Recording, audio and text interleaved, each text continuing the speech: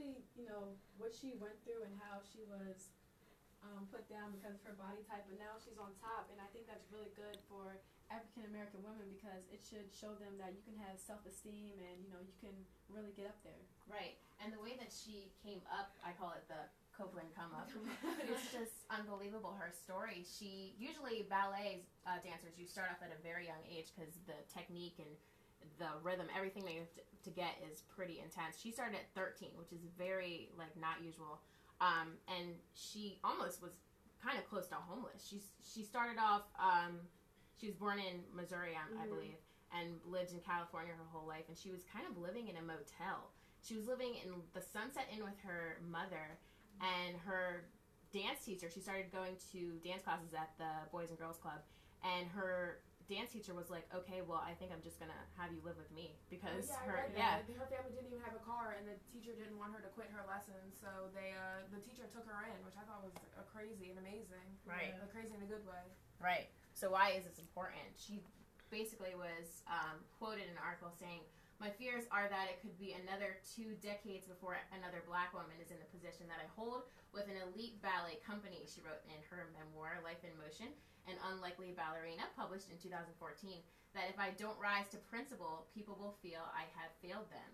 So this is pretty important because there have been African-American female dancers in the past that have tried to get to where she is now. I know you guys were talking about Debbie Allen. Yeah, Debbie Allen is one of those. She's an African-American dancer. If you don't know who she is, she's a sister of Felicia Rashad, who was on the Cosby Show. Yeah. So I can't believe I didn't know who she was. Yeah, no, we're like trying to convince her. Like, and then you showed me a picture and I still didn't know. I was like, exactly they look just alike. She's been in everything. She was on Good Times, Scandal. Well, she directed Scandal. How to You guys got to take my black card. That's embarrassing. It's taken.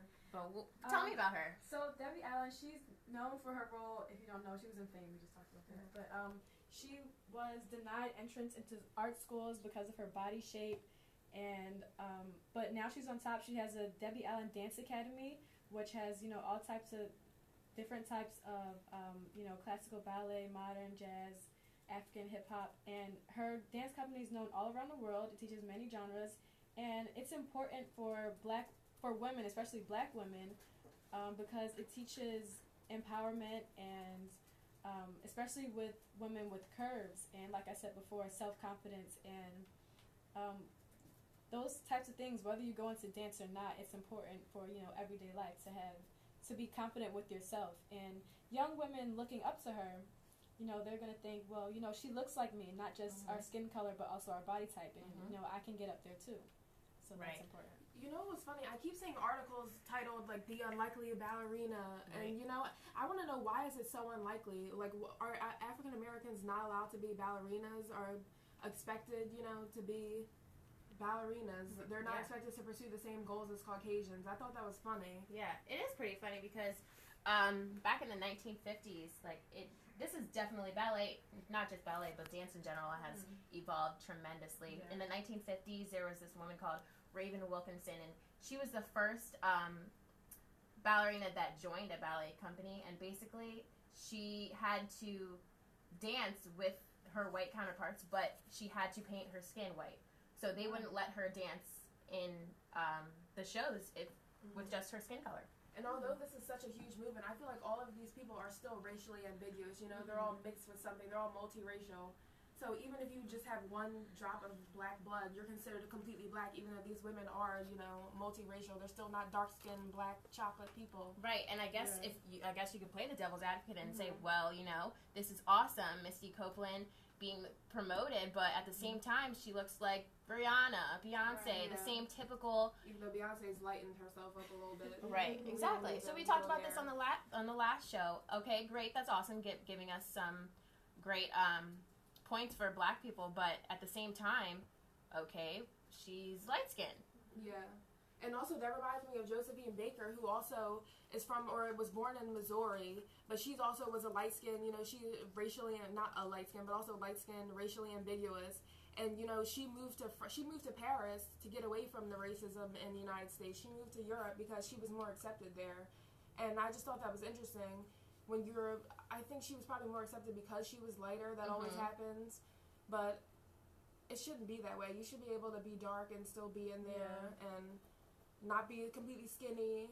Exactly. Yeah. So, like, them giving us these great opportunities at the same time, it's like, okay, well, you're just giving opportunities to the lighter complexion of us. So, okay, great. Give or take. But at the same time, why is this important for us? Why is this important for young black girls I think to admire her? These women are proof that race is an excuse that you can't make it. You know, everybody's like, oh, well, I'm black. You know, the white man's holding me down, which is true. Yeah. It's true, but, like, you can still make it. You can still be something out here, you know? It took 75 years for the American Ballet Theater to get a principal black woman, but it did happen. So nothing is impossible. Right. And did you guys take ballet? Janae, did you take ballet? Yes. You too, Amanda? Maybe like a couple classes. Yeah, right. I took it on and off, but I just was never so into it. I think that's funny. A lot of black people are like, oh, I don't like the classical music, and I don't want to do what you. That was me. I hate classical music. My piano teacher, me too. My piano teacher used to be like, Janae, you're going to listen to this classical music, and I was like, no.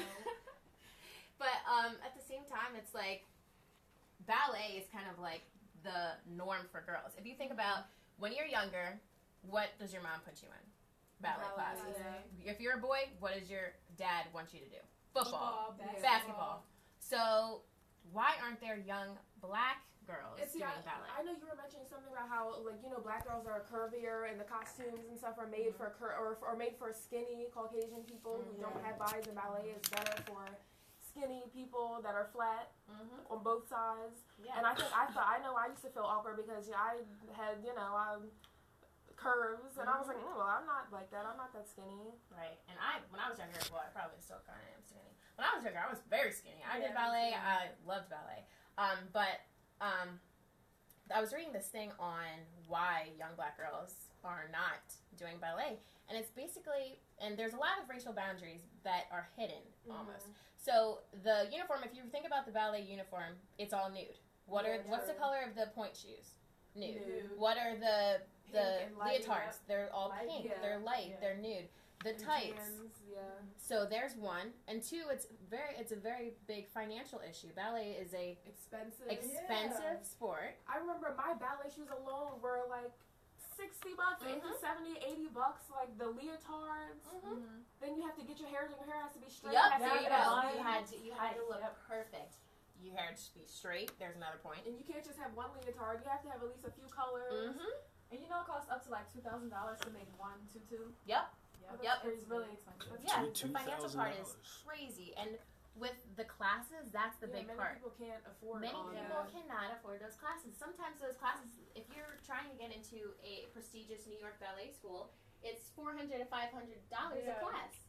So who can really afford that at times nowadays? So that's why it's really difficult for people in general to even, you know, make it in ballet. I feel like that's they're unknowingly trying to keep black people out of it. You know, like that's why I said it's hidden. It's hidden. Yeah, it's not completely out in the open, but they're, you know, low key saying, right. So we don't want you here. Right. Exactly. And you could argue the music part of it too.